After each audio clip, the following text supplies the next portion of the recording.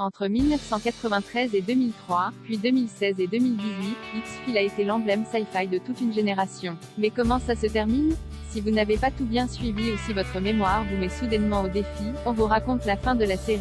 Attention, spoiler! L'article suivant révèle des éléments clés de l'intrigue de X-Files ainsi que sa fin. L'histoire suivante est inspirée de véritables comptes rendus documentés, il n'en fallait pas plus pour piquer la curiosité de millions de téléspectateurs à travers le monde et pour faire d'X-Files, aux frontières du réel, la légende télévisuelle qu'elle est aujourd'hui. Après tout, qui n'a jamais entendu parler de Fox Mulder, David Duchovny, et Dana Scully, Gillian Anderson, ces deux agents du FBI qui enquêtent sur les X-Files, des cas étranges non résolus impliquant de potentiels phénomènes paranormaux. Véritable icône de la culture pop, le show de Chris Carter figure parmi les plus longues séries de science-fiction existantes. Diffusé initialement entre 1993 et 2002, X-Files a pris l'habitude de revenir sur nos écrans, qu'ils soient petits ou grands, en se poursuivant sur au cinéma puis sur les ondes en 2016 et 2018 pour une 10e et 11e saison. La vérité est ici, 9x19, le 19 mai 2002 aux États-Unis, le 22 janvier 2003 pour nous. X-Files s'est retiré du petit écran une première fois. Dans cette fin, Mulder se rend dans un complexe militaire interdit et découvre la date d'une prochaine invasion alien.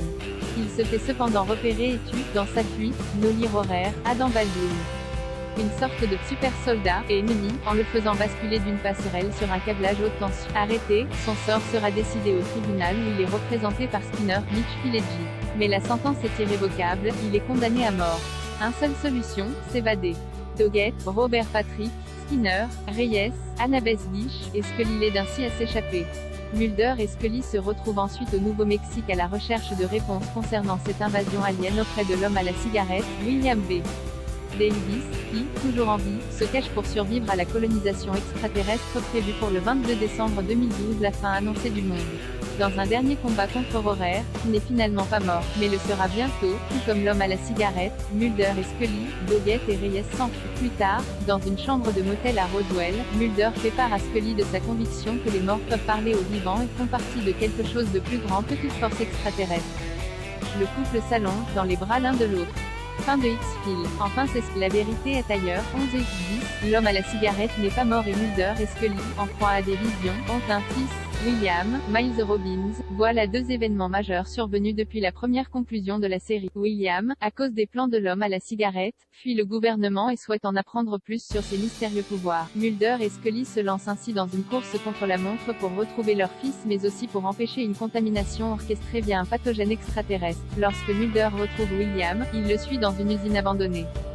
Scully arrive peu de temps après et Mulder lui suggère de renoncer à chercher leur fils parce qu'il ne veut pas être retrouvé et qu'ils ne peuvent pas le protéger. Scully refuse d'abandonner. C'est alors que le vrai Mulder débarque. Le Mulder à qui Scully parlait était William déguisé. Tandis qu'ils poursuivent leur fils à travers l'usine, Skinner se rend compte qu'ils ont été suivis par Reyes et l'homme à la cigarette qui finit par renverser Skinner. Il riposte, tire sur la voiture et tue Reyes, avant de se faire écraser à son tour.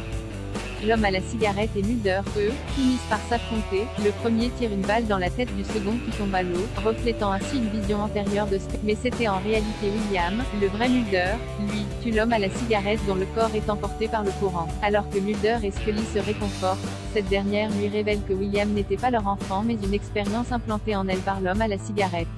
Cependant, elle est enceinte de Mulder pour de vrai. Une apparente impossibilité mais dans X-Files, on ne sait jamais. Alors que les deux s'embrassent, William refait surface de l'eau, ailleurs, conscient et vivant. Et c'est ainsi que la série se termine le 21 mars 2018 sur les écrans américains. Pour quelque temps ou pour toujours, ça, seul l'avenir, et Chris Carter, nous le dira. X-Files, saison 11 Making of.